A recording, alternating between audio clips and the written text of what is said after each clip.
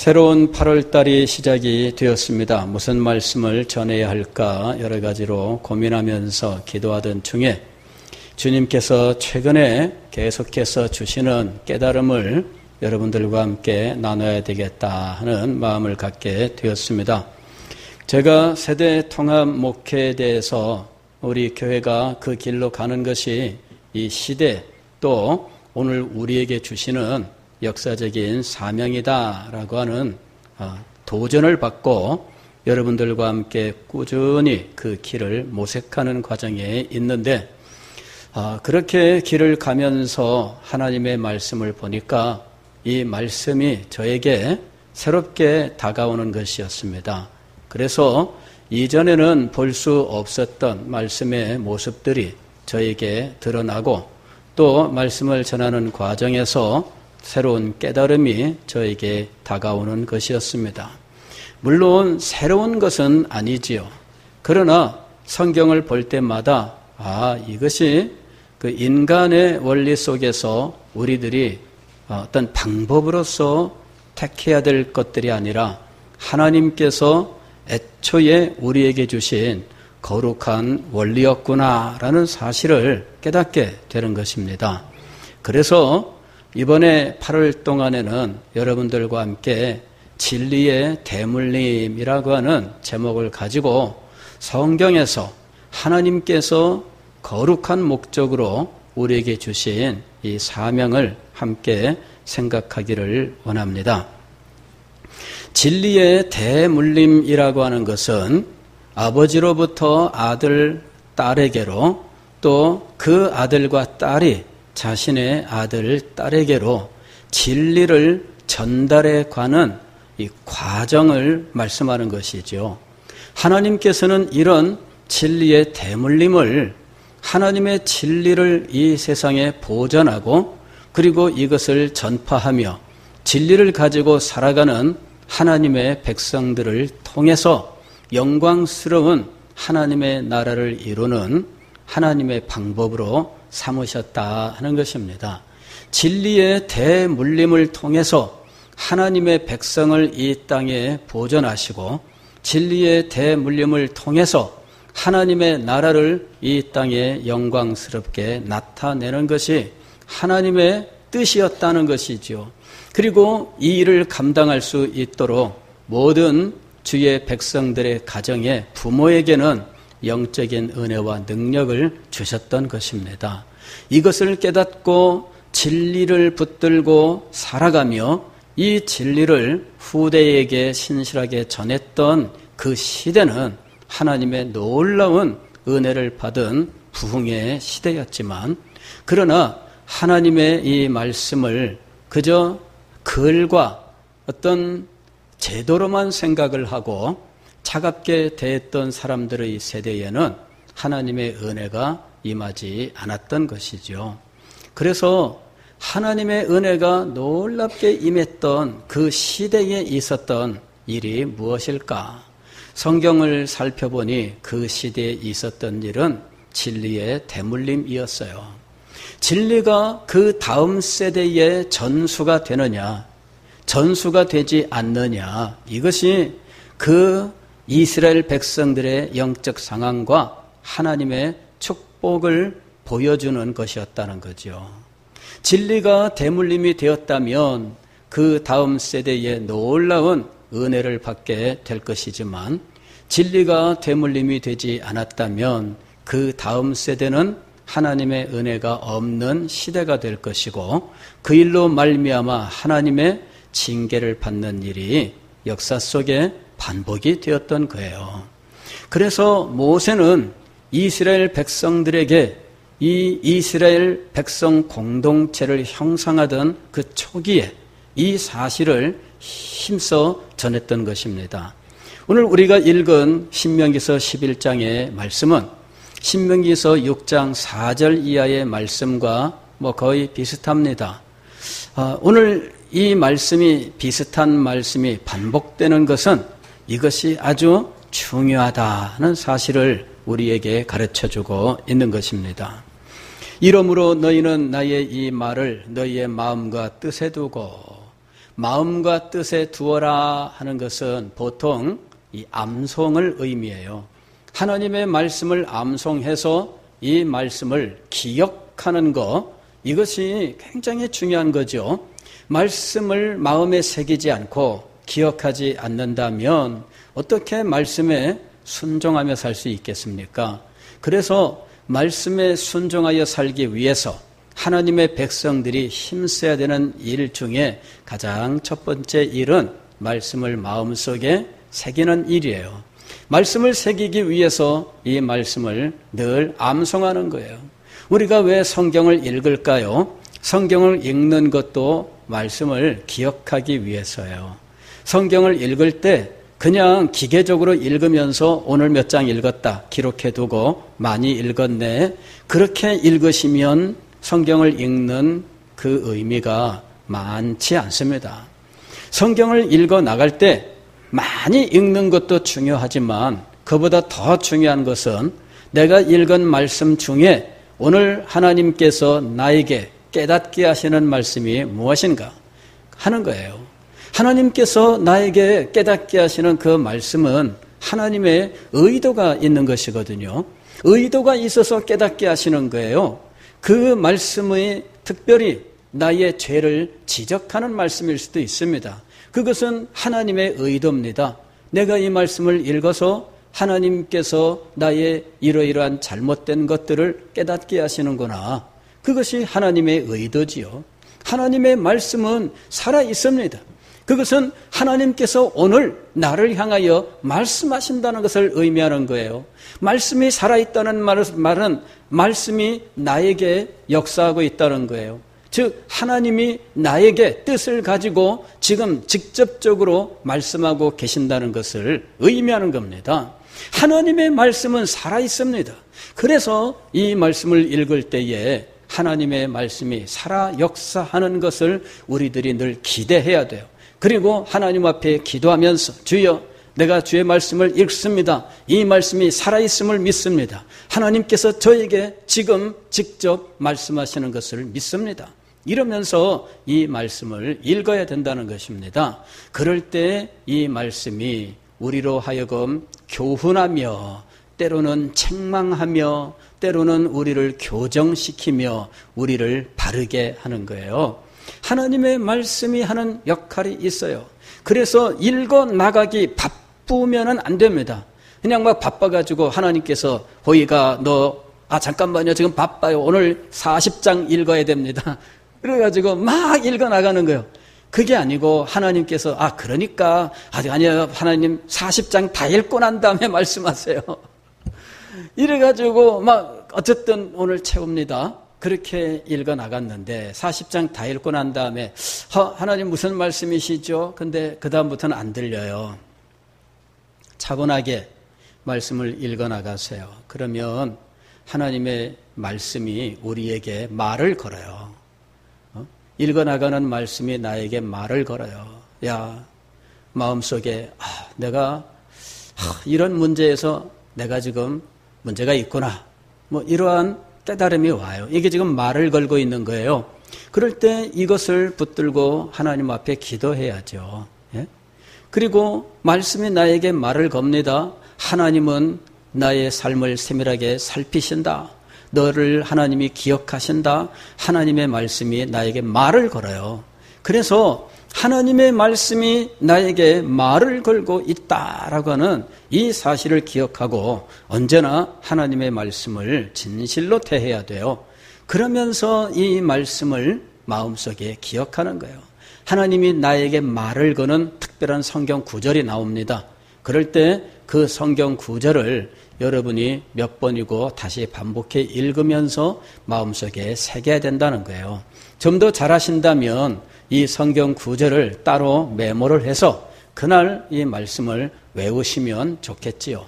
그렇게 말씀을 외워 나가면서 마음속에 늘 하루 종일 되뇌어 보는 겁니다. 이것이 작은 소리로 말씀을 읊조리는 것을 의미하는 거죠. 작은 소리로 이 말씀을 읊조린다는 것은 암송이에요. 암송. 이 말씀을 암송하면서 하나님께서 나에게 말을 거셨다. 그 말씀을 붙들고 살아가는 것이죠. 오늘 이 신명기서 11장 18절에서 너희는 나의 이 말을 너희의 마음과 뜻에 두고라고 하는 이 말씀의 실질적인 모습을 우리가 알아야 돼요. 이것을 글자로만 아는 것과 이 말을 실제 나의 삶 속에서 하나님의 말씀이 역사하는 것으로 아는 것은 전혀 다른 거예요. 이 말씀이 여러분의 삶 속에 그대로 이루어질 수 있기를 바랍니다. 너희는 나의 이 말을 너희의 마음과 뜻에 두고, 두 번째로는 또 그것을 너희의 손목에 매여 기호를 삼고 그랬습니다. 손목에 매여 기호를 삼는다. 이 말은 뭐냐면은 손목에 매는 것 자체가 일종의 상징이에요. 일종의 상징. 기호라고 하는 것은 어떤 뜻을 전달하기 위하여 어떤 그 간략한 표로 나타낸 것을 기호라고 말하는 거예요. 기호 1번 그러면 뭐예요? 예, 1번이 뭐 무슨 당의 후보 누구이지만 그것까진 몰라도 그냥 기호 1번 하면은 알게 되는 거예요. 이것이 기호입니다. 손목에다가 말씀을 매요. 그 얘기는 뭐냐면은 뭐 성경 말씀 있다마는 성경책을 손목에다가 턱 메고 다니라 그 얘기는 아니죠. 예, 여기다 매는 것은 성경 구절, 특정 성경 구절을 자그마하게 만들어서 되게 걸고 다니는 거예요. 왜 그렇게 해야 될까? 이게 뭐라고요? 기호예요, 기호. 자, 기호라고 하는 것은 상징을 말하는 거죠. 그래서 여러분 이 기호를 보게 되면 그것이 무엇인지 우리는 알아요. 모르는 사람은 그 기호를 아무리 봐도 모릅니다. 그죠? 그게 뭔지 몰라요. 그러나 아는 사람은 기호를 보자마자 저거는 무엇이다 이렇게 알아요. 하나님의 말씀을 적은 쪽지를 자그마한 상자에 넣어서 여기다가 묶고 다닐 때 우리는 이게 무엇인지를 알아요. 이것은 하나님의 말씀을 가지고 살아가라 하는 의미구나. 즉 우리가 손으로 우리의 생업, 즉 생산활동을 합니다. 옛날에는 사실 농업사회, 그죠? 농업사회에서는 농사를 짓고 혹은 무슨 가내수공업, 집안에서 필요한 물건들을 집에서 만들어요. 집신을 삼을 때 뭐 새끼를 꼬고 그걸로 집신을 삼기도 하고 이걸 꼬아가지고 또 뭐 여러 가지 도구를 만들기도 해요. 망태기도 만들고 다 만들어요. 또 대나무 가지다가 잘게 잘라가지고서는 이 대나무를 엮어서 뭐 바구니도 만들고 이게 다 뭘로 하는 거예요? 손으로 하는 거예요. 또 밖에 나가서 풀을 베어다가 이거 가지고서는 또 푹푹 끓여가지고 여물죽 끓여가지고 소에게 주고 뭐 이거 다 손으로 하는 일입니다. 여러분 이 손목에다가 성경을 매달은 이유가 있습니다. 이런 활동을 하면서 우리는 언제나 하나님의 말씀을 보는 거예요. 즉 하나님의 말씀이 우리의 삶의 원리입니다. 우리가 가정생활을 하면서 혹은 우리가 생산활동을 하면서 하나님의 말씀이 우리의 삶과 떨어져 있는 것이 아니라 우리의 삶 속에 있다라고 하는 것을 나타내고 있는 거죠. 이게 기호입니다. 기호. 모르는 사람은 그거 뭔데 그래? 그 손목에 메고 다니는 게 뭐야? 그거 뭐 장신구야? 새로 나온 팔찌 같은 애? 나도 하나 사고 싶네? 여러분 그러나 우리는 압니다. 이것이 단순히 팔찌가 아니라 하나님의 말씀을 가지고 살아라 하는 것이죠. 하나님의 말씀이 우리의 삶 속에 있어야 돼요. 말씀이 삶과 상관이 없다면 여러분 그것은 살아있는 하나님의 말씀이 아닙니다. 하나님의 말씀은 우리에게 말을 걸고 있어요. 우리는 그 말씀을 붙들고 살아가되 우리의 손으로 행하는 모든 일, 우리의 생업에서 하나님의 말씀을 순종하며 살아갑니다. 세 번째로 이마에다가 이 말씀을 붙여 표를 삼으라 그랬습니다. 표라고 하는 것도 기호와 같은 의미예요. 여기다가 딱 하니 성경 말씀 이렇게 이제 걸고 다닙니다. 모자를 보통 쓰잖아요. 뭐 옛날에 우리는 뭐 망건 같은 것도 쓰고 그랬는데 거기다가 끈으로 이렇게 해서 여기다가 달랑달랑 이제 성경 상자를 넣어놨어요. 다닐 때마다 여기서 달랑달랑 이게 움직이잖아요. 모르는 사람은 야, 너 이마에다가 뭐 이렇게 이상한 거 달고 다니냐? 이럴 수 있습니다.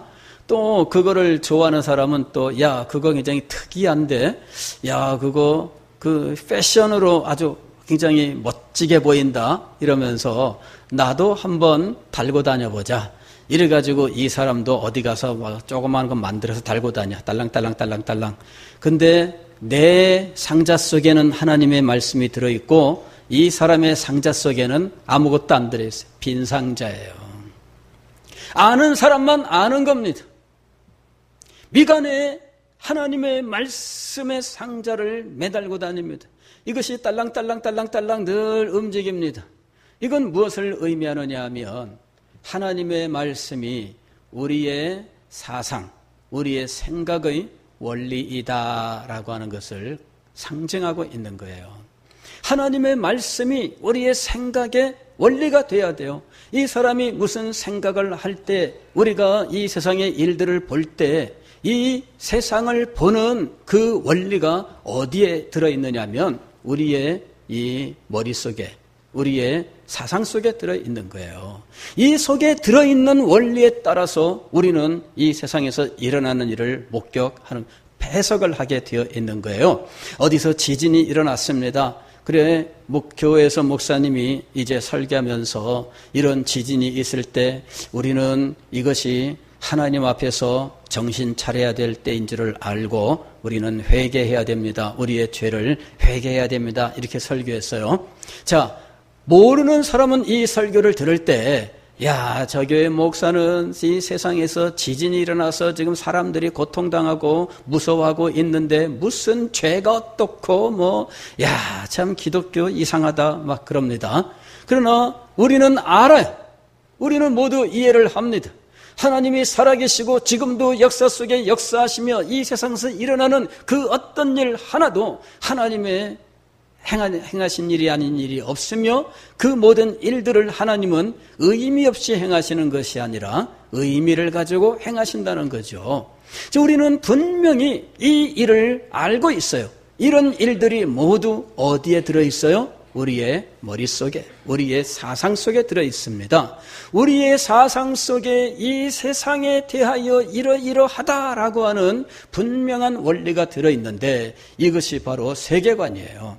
세계관이라고 하는 것이 우리 이 정신세계 속에 들어있는 겁니다. 그래서 우리는 태풍이 몰아쳐도 세상 사람들은 이것이 적도에서 이 바닷물의 기온이 올라가면서 이 수증기가 올라가고 이것이 뭉쳐가지고 이제 점점 이게 세력을 이루게 되면은 이것이 점점 발달하면서 이 저기압이 점점 발달하면서 이것이 습기를 가득 머금어 이동하게 되는데 이게 고기압 있는 쪽으로 이게 이동을 하면서 온갖 기상 상황으로 설명을 하겠죠.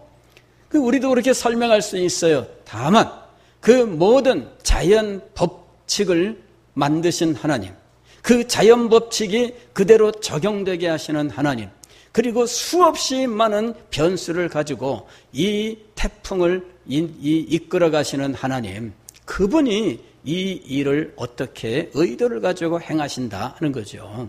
그래서 우리는 분명히 자연현상이지만 그것은 하나님의 뜻대로 이루어진다라고 하는 세계관을 가지고 있는 거예요. 이런 세계관이 없는 사람은 그냥 자연현상인데 그냥 일어났네. 그리고 이런 일들은 우연히 일어난 건데 더 과학적인 생각을 하는 사람은 우연히 일어난 것이 아니라 우리가 계산할 수 없는 인간이 가진 컴퓨터로는 지금은 예측할 수 없는 수없이 많은 변수들이 있어서 이런 일들이 이렇게 발생한다. 컴퓨터가 지금보다 100배로 발달하면은 예측할 수 있을 거야. 이제 이런 식의 생각을 하는 거죠. 예. 그거는 세계관이 우리와 달라요. 세계관이 다르기 때문에 말할 때 서로 이해가 되지 않습니다. 하나님께서 하셨습니다. 저 사람들은 무슨 얘기야? 하나님이 하시긴 뭘 하나님이 해? 이렇게 말하는 거예요. 근데 우리는 하나님이 하셨습니다. 이렇게 얘기를 해요. 그게 모두 무엇이 달라요? 정신세계가 다른 거예요. 정신세계 속에 있는 이 세계관이 달라요. 이 세계관이 바로 성경입니다. 성경 말씀에서 살아계신 하나님, 온 세계 만물을 창조하시고 이 창조하신 세계를 다스리시는 하나님, 그분의 눈동자를 피할 것은 하나도 없습니다. 참새 한 마리도 하나님께서 정하셨기 때문에 땅에 떨어지는 것이지요, 하나님이 허락지 아니하시면 메뚜기 한 마리도 죽지 않습니다. 여러분, 이와 같은 생각이 바로 우리의 믿음이며 이 믿음이 바로 우리의 세계관이에요. 이 세계에서 일어나는 일들을 우리는 바로 이렇게 해석하고 있는 것입니다. 하나님의 말씀으로 우리는 이 세계가 하나님의 능력으로 지어졌으며 하나님의 지혜로 통치하며 하나님의 권능이 역사하고 있다고 하는 사실들을 우리는 분명히 믿습니다. 이 믿음으로 이 세상의 일들을 해석하고 있는 거예요. 자, 우리는 하나님의 말씀에 의하여 우리의 정신세계 속에 또 하나의 원리가 있는데, 인간으로서 하나님을 어떻게 섬겨야 하느냐, 이 도리가 우리의 정신 속에 새겨져 있는 거예요. 나는 인간이다. 그럴 때 인간이 어떤 존재인지를 우리는 성경의 말씀을 통하여 마음속에 받아들이고 믿고 있다는 거예요.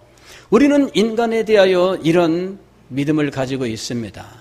인간은 하나님이 창조한 피조물로서 피조물 가운데 하나님의 형상으로 지음받은 가장 고귀한 존재입니다. 이 세상의 모든 생물들을 다스리라고 하는 사명을 받았는데, 우리는 이 세상 모든 생물들을 다스리면서 이 땅을 이제 아름다운 세상으로 만들어가야 돼요. 하나님이 우리에게 지혜를 주셨습니다.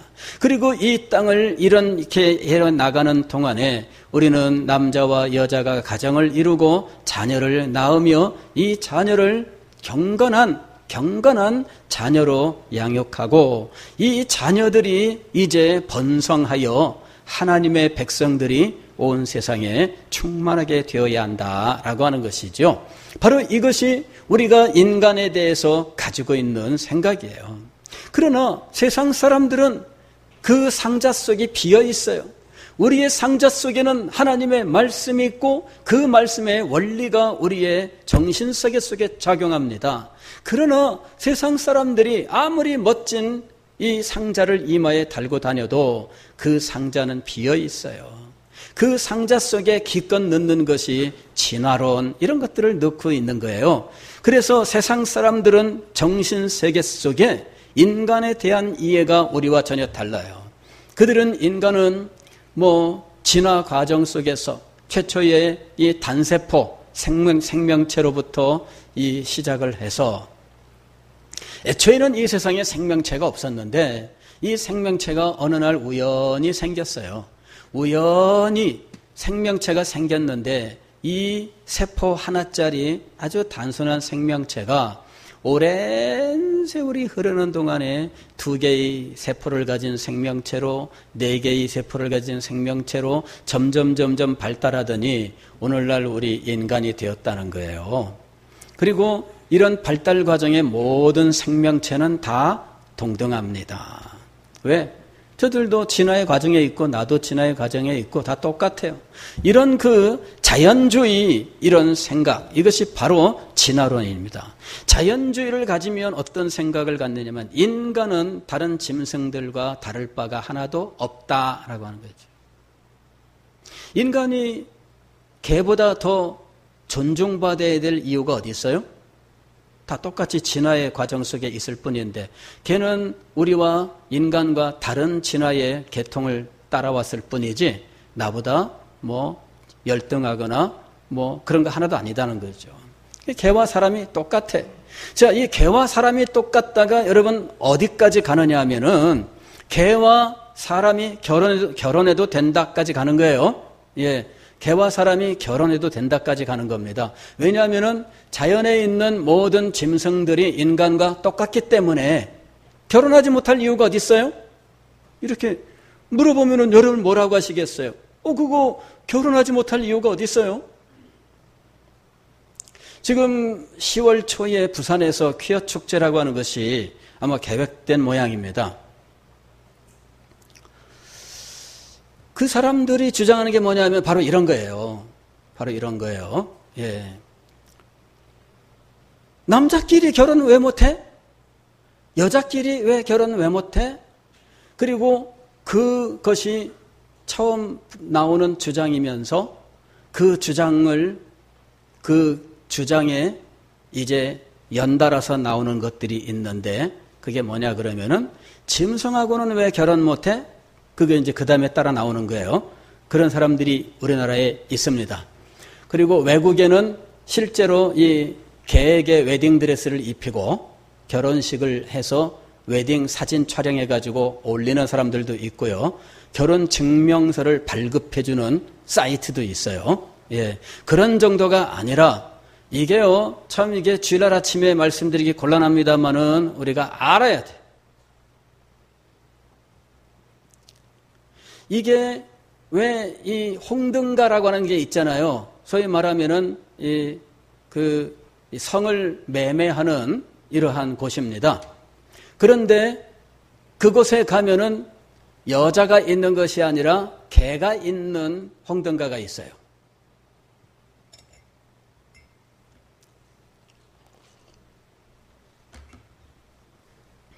여러분, 세계관과 인생관이 얼마나 중요한지를 알아야 돼요.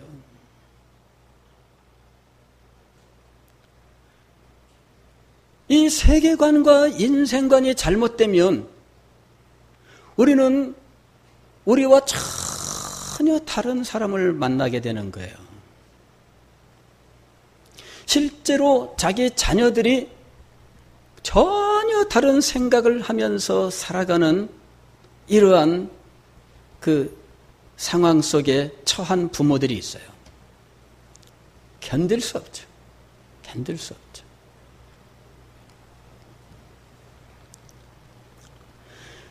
인간에 대해서 인간이 도대체 어떤 존재냐?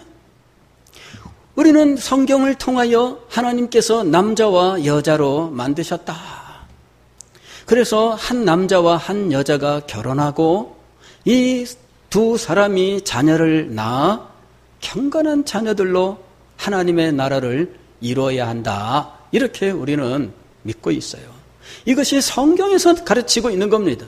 이것이 어디에 자리 잡아야 되느냐 하면 그의 정신세계 속에 자리 잡아야 돼요. 여러분, 미간에 붙여 표를 삼으며 이것은 그의 정신세계가 하나님의 말씀을 따라서 형성되는 것을 의미하는 거예요. 그리고 이렇게 하나님의 말씀을 또 그 뜻을 마음에 두고 하나님의 말씀을 미간에 이 손목에 달아 기호를 삼고 미간에 붙여 표를 삼아 이것을 누구에게 가르치라? 자녀에게 가르치라. 자녀에게 가르쳐라. 이것이 하나님께서 모세를 통하여 이제 이스라엘 백성이라고 하는 공동체를 처음 이루는 이 사람들에게 주신 말씀이에요. 그 이전까지는 이스라엘 백성이 아니었어요. 그냥 아브라함의 후손이었어요.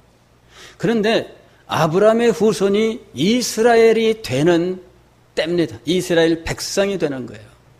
이스라엘 백성이 되면서 이 사람들에게 주신 이 거룩한 사명이 뭐냐 하면 진리의 대물림이에요. 잠언 4장 1절로 4절의 말씀을 보니까 아들들아 아비의 훈계를 들으며 명철을 얻기에 주의하라.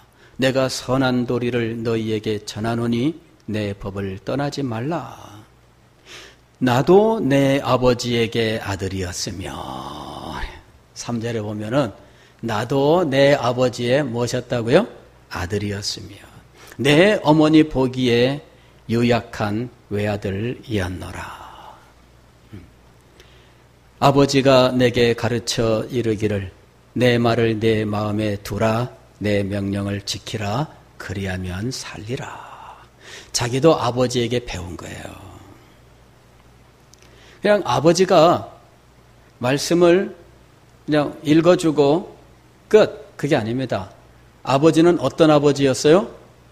말씀을 마음에 두고 말씀을 손목에 달고 말씀을 미간에 붙여, 즉 하나님께서 말씀하시는, 즉 성경 말씀이 말을 거는 이 속에서, 즉 늘 하나님의 음성을 듣는 삶을 살면서 자신의 삶 속에는 말씀의 원리를 따라 순종하며 살아가고, 그의 정신 세계는 하나님의 말씀이 가르치는 대로 원리가 그 속에 자리 잡아서 말씀의 사람으로 살아가던 아버지가, 말씀으로 살아가던 어머니가 이 말씀을 가르치는 거예요.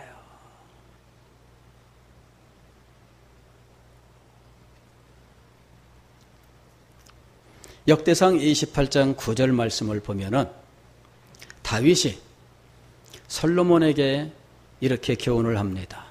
내 아들 솔로몬아, 너는 내 아버지의 하나님을 알고 온전한 마음과 기쁜 뜻으로 섬길지어다. 여호와께서는 모든 마음을 감찰하사 모든 의도를 아시나니 내가 만일 그를 찾으면 만날 것이요 만일 내가 그를 버리면 그가 너를 영원히 버리시리라. 솔로몬이 얘기했습니다. 나도 내 아버지에게 아들이었으며 내 어머니 보기에 요약한 외아들이었노라. 아버지가 내게 가르쳐 이르기를. 그랬는데 그 아버지가 바로 다윗 왕이었어요. 다윗 왕이 아들에게 가르쳤어요. 내 아들 솔로몬아,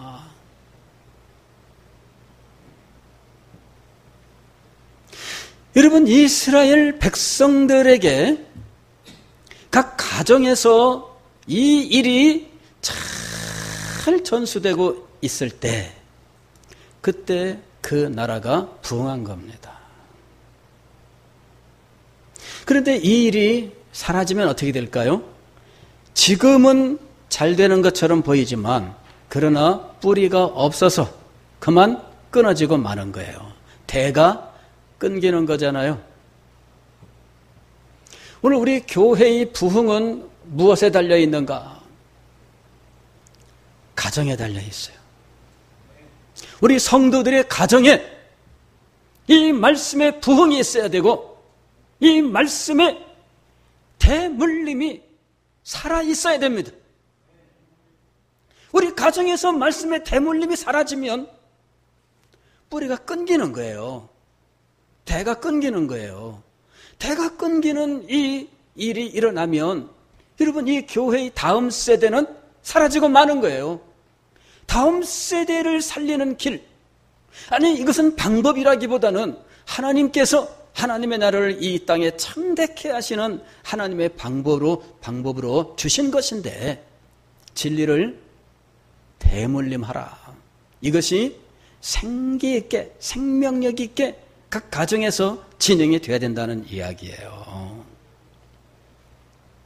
사랑하는 성도 여러분, 하나님께서는 이 거룩하고 영광스러운 일을 우리 부모들에게 사명으로 주셨습니다.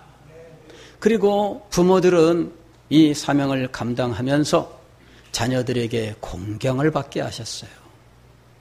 10계명에서 제5계명, 내 부모를 공경하라. 세상에서도 부모를 공경하고 은혜를 잊지 말라 많이 가르치고 있어요. 그러나 원리가 다릅니다. 그냥 부모니까, 나를 위해 희생했으니까 그 정도입니다. 그러나 오늘 성경 말씀은 진리의 가르침을 위하여 부모를 공경하라 하는 겁니다. 가르침의 현장에 가르치는 분에 대한 공경이 있어야 그 가르침이 인격적으로 진정으로 전달이 돼요. 가르치는 분에 대한 공경이 없으면 진리가 전달되지 않습니다. 그래서 내 부모를 공경하라 그랬던 거예요.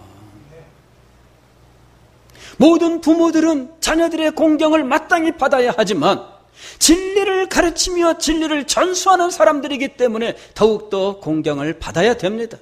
이것이 성경에 가르치는 원리예요. 거룩한 사명을 감당하는 만큼 하나님께서는 부모를 귀한 존재로 삼으셨습니다.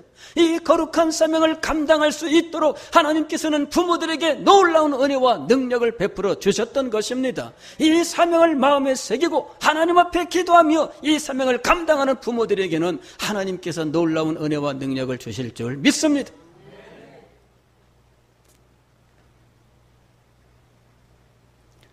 진리의 대물림, 자녀는 부모를 공경하며 부모는 자녀를 진정으로 사랑하는 이 진리 안에서 이루어지는 아름다운 부모와 자녀의 관계, 그 속에서 이루어지는 이 경건한 가정, 이것이 바로 하나님의 나라를 이 땅에 영광스럽게 이루어가는 원리인 거예요.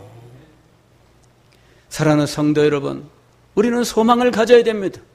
이런 가정을 이룰 수 있도록, 이런 부모가 될 수 있도록, 이러한 자녀들을 우리가 양육할 수 있도록 우리는 마음의 소망을 가지고 기도해야 됩니다. 주님께서 여러분과 여러분의 가정에 이 놀라운 은혜를 베풀어 주시기를 주의 이름으로 축원합니다.